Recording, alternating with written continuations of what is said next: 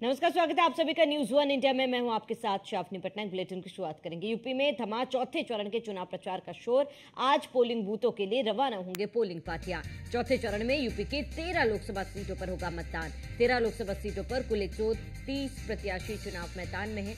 ददरौल विधानसभा उपचुनाव के लिए भी होगी वोटिंग। हीट स्ट्रोक से बचने के साथ साथ मेडिकल किट भी मिलेगा। बड़ी खबर आपको बता रहे हैं, जहां हीट स्ट्रोक से बचने के लिए मेडिकल किट भी दिया जाएगा। यूपी में थमा चौथे चरण के चुनाव प्रचार का शोर। आज पोलिंग बूथों के लिए रवाना होंगी पोलिंग पार्टियां। चौथे चरण में यूपी की 13 लोकसभा सीटों पर होगा मतदान। 13 लोकसभा सीटों पर कुल 130 प्रत्याशी चुनाव मैदान में हैं। ददरौला विधानसभा उपचुनाव के लिए भी वोटिंग होगी।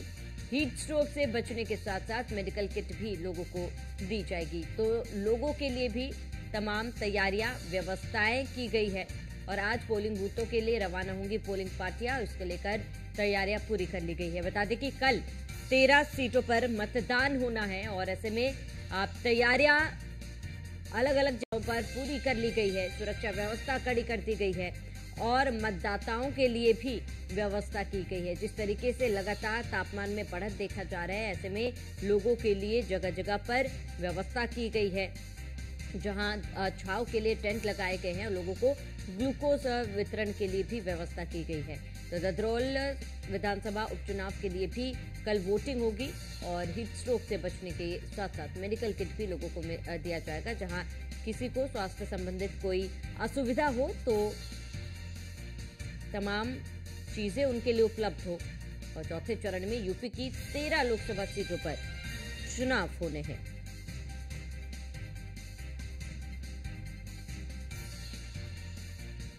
बड़ी खबर आपको बता दें, हीट स्ट्रोक से बचने के साथ मेडिकल किट दिया जाएगा। यूपी में थमा चौथे चरण के चुनाव प्रचार का शोर।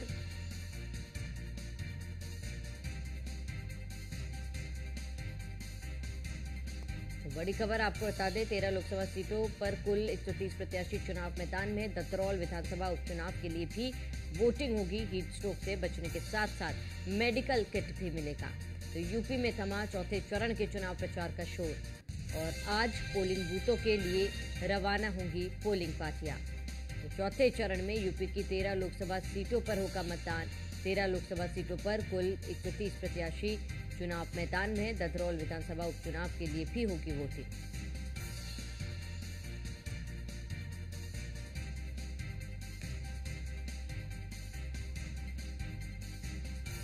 तमाम संवाददाता अलग अलग जिलों से हमारे साथ जुड़ चुके। आशीष सिंह हरदोई से, नीरज उन्नाव से, रामची शर्मा कानपुर से, अवध जायसवाल लखीमपुर खीरी से हमारे साथ जुड़ चुके हैं। सबसे पहले आशीष सिंह आपका रुख करूंगी। आशीष सिंह, क्योंकि चुनाव प्रचार का शोर थम चुका है और हरदोई की बात की जाए तो हरदोई में हवा किस ओर बह रही है, वहां पर क्या जानकारी, जनता का क्या कुछ मूड है?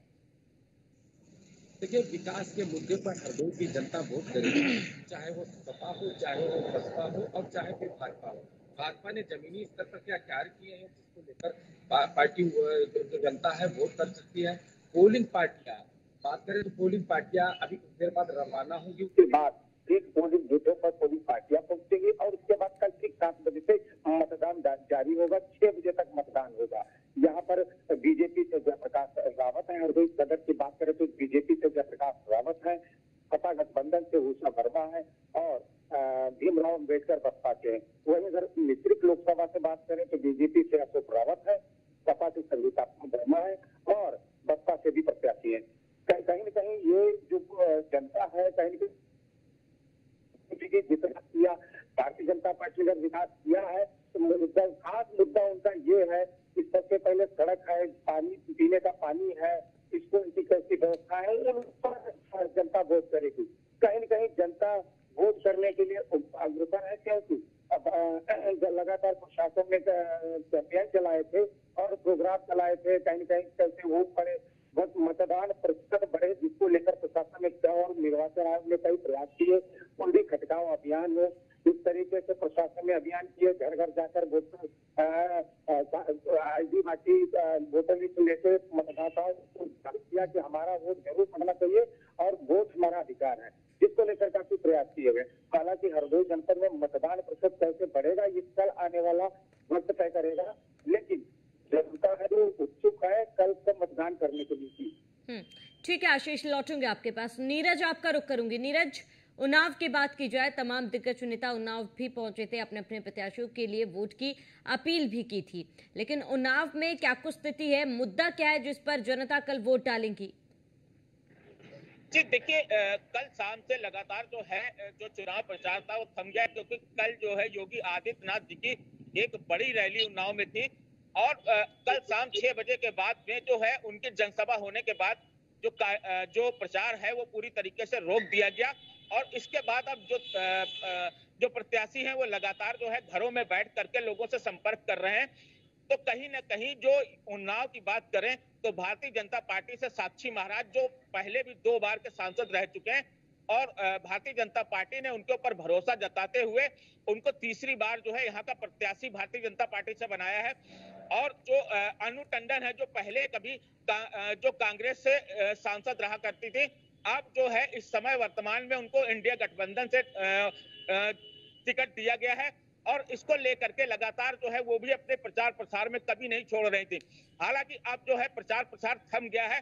अब जो है 13 तारीख को वोटिंग होना है, जिसको लेकर जिला प्रशासन ने पूरी तैयारियां की हैं, क्योंकि लगभग 23,88,000 जो वोटर्स हैं, जिसमें महिला और पुरुष मतदाता जो अपनी मतदान का अधिकार उनका है वो डालेगी और लगातार जो जिला प्रशासन है वो पूरी तरीके से व्यवस्था करा रहा, क्योंकि 2498 जो पोलिंग सेंटर है बनाए गए हैं और इस पर जो अति संवेदनशील है, जो इन पर लगातार जो है भारी पुलिस बल लगाई गई है और कहीं ना कहीं पूरी तरीके से सुरक्षा की व्यवस्था की गई है।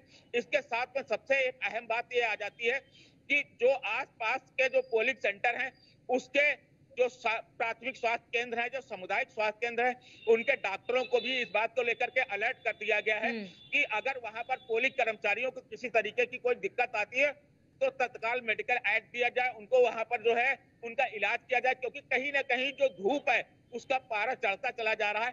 तो कहीं ना कहीं कल का माहौल जो है काफी गर्म होगा। इसको लेकर जो है जिला प्रशासन ने मेडिकल व्यवस्था भी खासी अच्छी की है। जी।